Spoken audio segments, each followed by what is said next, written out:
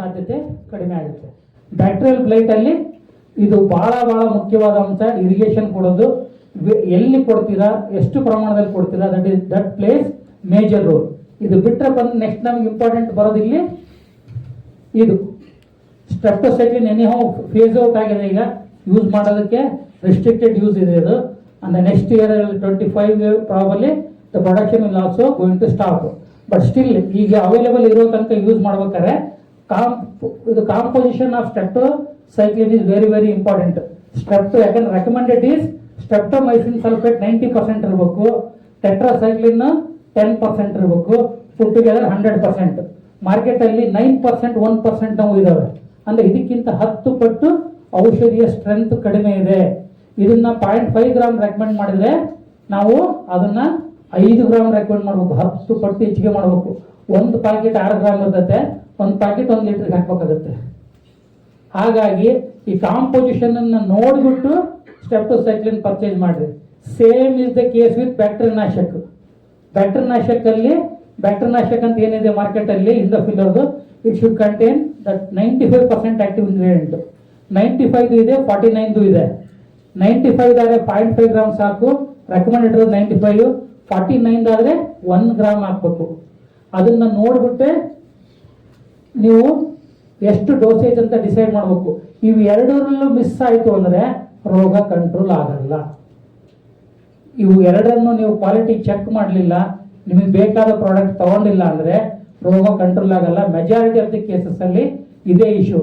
Plus ಇನ್ನೊಂದು wrong ಏನಾಗುತ್ತಪ್ಪ ಅಂದರೆ ಈ ಒಂದು ಇದ್ರ ಮೇಲೆ ಆ ಕಡೆ ಸೈಡಲ್ಲಿ ಇದೆ ಅದು ಇನ್ಫಾರ್ಮೇಶನ್ ಡೈರೆಕ್ಷನ್ ಟು ಯೂಸ್ ಅಲ್ಲಿ 1 packet of 6 gram is sufficient for 50 litre ಅಂತ ಬಾದ್ಬಿಟ್ಟಾರೆ. ಅವಾಗ ಮೊದಲಿಂದ ಹಳೆಯ ರೆಕಮೆಂಡೇಶನ್ ಆ ಥರ ನೋಡಿ ಏನು ಮಾಡ್ತಾರೆ, ಒಂದು ಡ್ರಮ್ಗೆ 4 ಪಾಕೆಟ್ ಹಾಕ್ತಾರೆ, 24 ಗ್ರಾಮ್ ಹಾಕ್ತಾರೆ. As against the requirement of 100 gram they put 24 gram. ಅಂದರೆ ಸಬ್ ಲಿಥಲ್ ಡೋಸೇಜ್ ಆಗುತ್ತೆ, ಎಫಿಷಿಯನ್ಸಿ ಬರಲ್ಲ, ಕಂಟ್ರೋಲ್ ಆಗಲ್ಲ ರೋಗ. ಕಾಂಪೋಸಿಷನ್ ಅಂದ್ರೆ ಇದ್ರದ್ದು ಕಾಂಪೋಸಿಷನ್ ಇಂಪಾರ್ಟೆಂಟು, ಜೊತೆಗೆ ಡೋಸೇಜ್ ಇಂಪಾರ್ಟೆಂಟು. ಆಮೇಲೆ ಯಾವ್ದ್ರ ಜೊತೆ ಯೂಸ್ ಮಾಡಬೇಕು, ಯಾವ್ದ್ರ ಜೊತೆ ಯೂಸ್ ಮಾಡಬಾರ್ದು.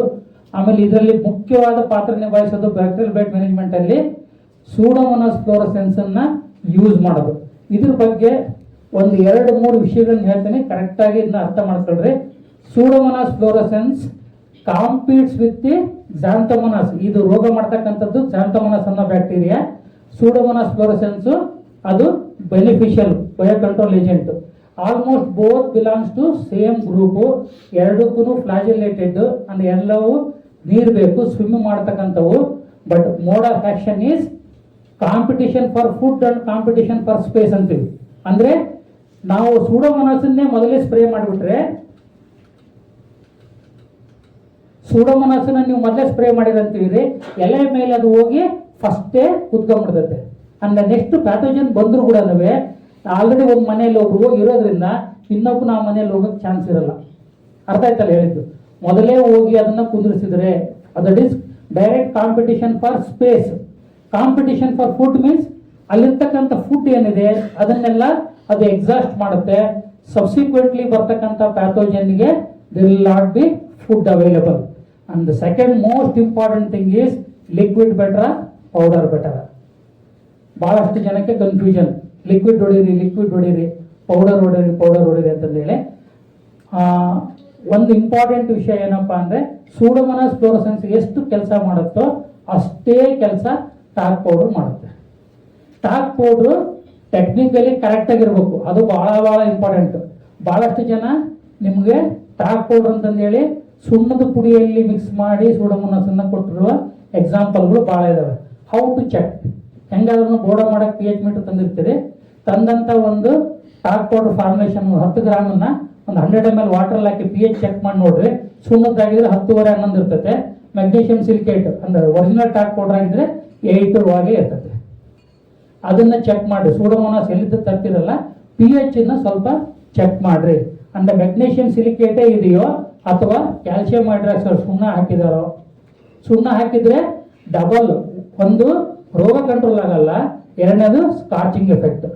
ಹಾಗಾದ್ರೆ ಮೆಗ್ನೀಷಿಯಂ ಸಿಲಿಕೇಟ್ನ ರೋಲ್ ಏನು? Magnesium silicate is nothing but what we use for our face talc powder ಅಂತ ಏನು ಮಕ್ಕಳು ತಾನೇ ಹಾಕ್ತಿವಲ್ಲ, ಏನಕ್ಕೆ ಹಾಕ್ತಿವಿ ಮುಖಕ್ಕೆ ಪೌಡ್ರು? ಬೆವರನ್ನ ಅಬ್ಸಾರ್ವ್ ಮಾಡ್ಕೊಳ್ಳಿ ಅಂತಂದೇಳಿ. ಏನ್ ನಮಗೆ ಸ್ಕಿನ್ನಿಂದ ಮಾಯ್ಶ್ಚರ್ ಬೆವರು ರಿಲೀಸ್ ಆಗುತ್ತಲ್ಲ, ಅದು ಅಬ್ಸಾರ್ವ್ ಆಗಲಿ ಅಂತಂದೇಳಿ. ಪ್ಲಾಂಟ್ ಸರ್ಫೇಸ್ ಮೇಲೆ ಏನ್ ಮಾಡುತ್ತೆ ಇದು? ನಾನು ಅವಾಗ ಹೇಳ್ದಂಗೆ ಪ್ಯಾಥೋಜನ್ಗೆ ಸ್ವಿಮ್ ಮಾಡೋಕ್ಕೆ ಮಾಯ್ಶ್ಚರ್ ಬೇಕು. ಈ ಟಾಕ್ ಪೌಡ್ರು ಎಕ್ಸಸ್ ಮಾಯ್ಶ್ಚರ್ನ ಅಬ್ಸಾರ್ವ್ ಮಾಡುತ್ತೆ. ಸ್ಪೆಷಲಿ ಈ ಪ್ಯಾಥೋಜನ್ ಎಂಟ್ರಿ ಆಗೋದು ಎಲ್ಲಿದ್ದ ಅಂದ್ರೆ ಲೀಫ್ ಮೇಲೆ, ಫ್ರೂಟ್ ಮೇಲೆ, ಮತ್ತೆ ಗ್ರೀನ್ ಇರ್ತಕ್ಕಂಥ ಸ್ಟೆಮ್ಮಿನ ಮೇಲೆ ಓಪನಿಂಗ್ಸ್ ಇರ್ತವೆ, ಸಣ್ಣ ಸಣ್ಣ ಸಣ್ಣ ತೂತುಗಳು ಮೂಗಿದ್ದ ಗಿಡದ ಉಸಿರಾಡ್ಲಿಕ್ಕೆ ಇರ್ತಕ್ಕಂಥ ಓಪನಿಂಗ್ಸ್, ಅದ್ರ ಮೂಲಕನೇ ಇದು ಬ್ಯಾಕ್ಟೀರಿಯಾ ಒಳಗೆ ಎಂಟ್ರಿ ಆಗೋದು. ಈ ಟಾಕ್ ಪೌಡರ್ ಏನ್ ಮಾಡತ್ತೆ, ಆ ಓಪನಿಂಗಿನ ಬಾಯಿ ಕೊಡದ ಅಥವಾ ಚೆಂಬು ಅಥವಾ ಲೋಟಕ್ಕೊಂದು ಏನು ಬ್ರಿಮ್ ಅಂತೀವಲ್ಲ, on the brim it forms a minute coating. ಒಂದು ಪೌಡರ್ ಮುಖಕ್ಕೆ ಹಚ್ಚಿದಾಗ ಏ ತರ ಆಗುತ್ತೆ ಆ ತರ ಆಗುತ್ತೆ. ಆ even with some moisture bacteria swim ಮಾಡಲಿ ಬಂದು ಕೂಡ ಆ ಬಾವಿಯಲ್ಲಿ ಬೀಳಕ್ಕಾಗಲ್ಲ, because the talc powder protects. ಹಾಗಾಗಿ ಟಾಲ್ಕ್ ಫಾರ್ಮುಲೇಷನ್ ಅನ್ನೇ ಯೂಸ್ ಮಾಡ್ರಿ. ಅಂದ್ರೆ ಲಿಕ್ವಿಡ್ ಯೂಸೇ ಮಾಡಬಾರ್ದು ಅಂತಂದಲ್ಲ, liquid is preferred when fruits are about to harvest. ಯಾಕಂದ್ರೆ ಟಾಕ್ ಪೌಡರ್ದು ಕೆಲವೊಮ್ಮೆ ರೆಸಿಡ್ಯೂ ಉಳಿಯೋ ಚಾನ್ಸ್ ಇರ್ತದೆ, ಮೇಲ್ಗಡೆ ಒಂದು ಲೇಯರ್ ಉಳಿಯೋ ಚಾನ್ಸ್ ಇರುತ್ತೆ. ಒಂದು ಕಟಾವಿಗೆ 45 ಡೇಸ್ ಇತ್ತು ಅಂದ್ರೆ ಅಲ್ಲಿಗೆ ಟಾಲ್ಕ್ ಫಾರ್ಮುಲೇಷನ್ ಸ್ಟಾಪ್ ಮಾಡ್ರಿ, ಲಿಕ್ವಿಡ್ ಫಾರ್ಮುಲೇಷನ್ ಅನ್ನ ಯೂಸ್ ಮಾಡ್ಬೋದು. ಬಟ್ ಅರ್ಲಿ ಸ್ಟೇಜ್ ಅಲ್ಲಿ ಟಾಲ್ಕ್ ಫಾರ್ಮುಲೇಷನ್ ಎಫೆಕ್ಟಿವ್ ಆಗಿ ವರ್ಕ್ ಆಗುತ್ತೆ. ಸೂಡೋಮೋನಾಸು ವರ್ಕ್ ಮಾಡುತ್ತೆ, ಟಾಲ್ಕ್ ಪೌಡರ್ ವರ್ಕ್ ಮಾಡುತ್ತೆ.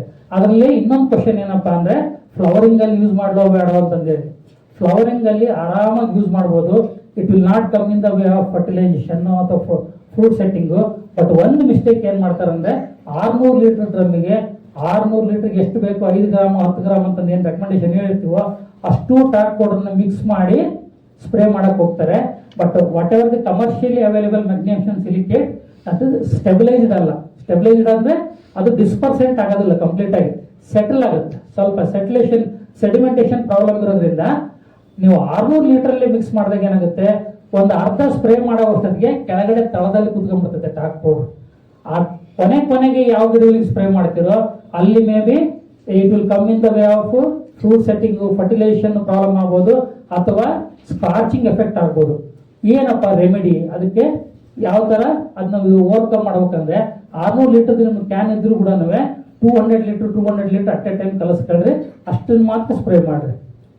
ಗೊತ್ತಾಯ್ತಲ್ಲ ಹೇಳಿದ್ದು? ಬ್ಯಾಚ್ ಬೈ ಬ್ಯಾಚ್ ಎಷ್ಟು ಕಡಿಮೆ ವಾಲ್ಯೂಮ್ ಮಾಡ್ತಿರೋ ಅಷ್ಟು ಯೂನಿಫಾರ್ಮ್ ಡಿಸ್ಟ್ರಿಬ್ಯೂಷನ್ ಆಗುತ್ತೆ.